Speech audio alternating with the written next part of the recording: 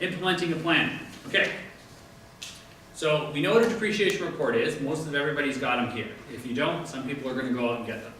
The second part we talked about is don't freak out and think that you're going to have to save $1,000 per unit per month or anything.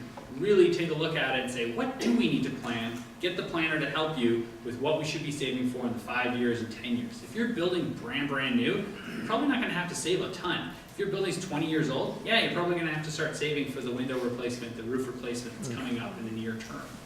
So then you're going to have this plan. Okay, we think we should increase strata fees by 25%. Okay, how long do we have to do that? Well, we probably want to increase it 25% over the next 7 years. All right, so let's break down that increase over the 7 years and make those marginal increases.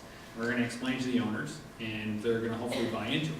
So this is how we do it. Part 3 is implementing a plan. Well, one thing on the percentage increases in the reserve fund studies that we produce, and this has caused some concern and confusion in the past, when we are suggesting a percentage increase, we're not talking about the contribution, the fees that you pay out a month, the total fee, we're only talking about the contribution to the CRF. So a lot of times people say 11%, what are you talking about? We're only talking about the $50 a month that we're saying go to $55, and then everyone's like, oh, okay. Yeah, it's not your strata fee time. So that's a very good point. Oh. So the interest in investment rates. The Strata Act has got, the Strata Property Act has regulations. 6.11 outlines how you can save your money, how the Strata Corporation can save the money. The common thread through the whole thing is the investment has to be guaranteed. Makes sense. The government doesn't want Strata Corporation saving a lot of money and then investing in Ricky's Donuts that goes broke and they lose their money. It would make the front page and the government look bad.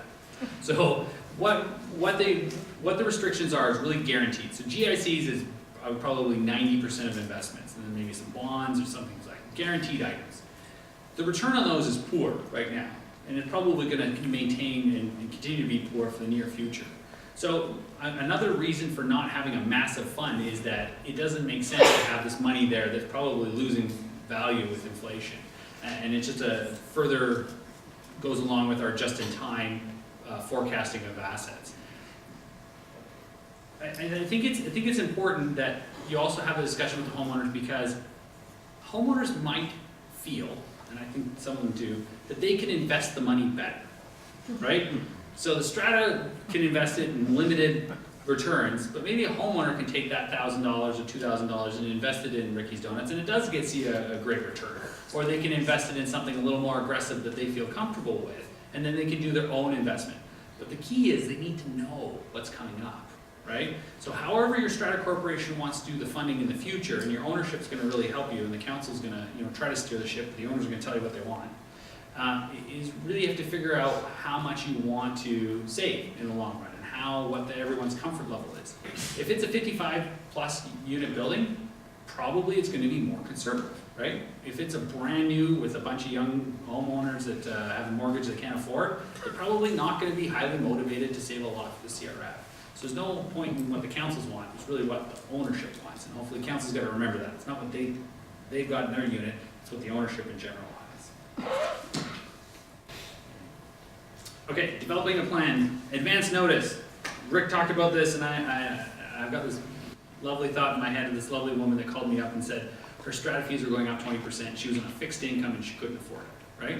So if the plan is to raise a contribution for the contingency reserve fund, and it's going to go up dramatically, everybody's going to know, right? You're going to give the owners lots and lots of time to notice that this is our plan. Our plan is, again, to raise that contribution by 20% over 5 years, over 10 years, whatever it is. You really need to let them know, and you want to have it planned. You don't want to have a 20% increase and then 5% goes down, or maybe it goes up 20 and then it goes up 2. You want to have a nice solid plan, like, okay, this is where we're going to get, this is our projection, and we're going to have 2% increase every year. We're going to have a 0.5% increase every year. Whatever you feel, again, what the ownership is, it should be a constant investment, nothing dramatic in changes. And it really is because those little old ladies that have fixed incomes, you don't want to cause them hardship because they will let you have it.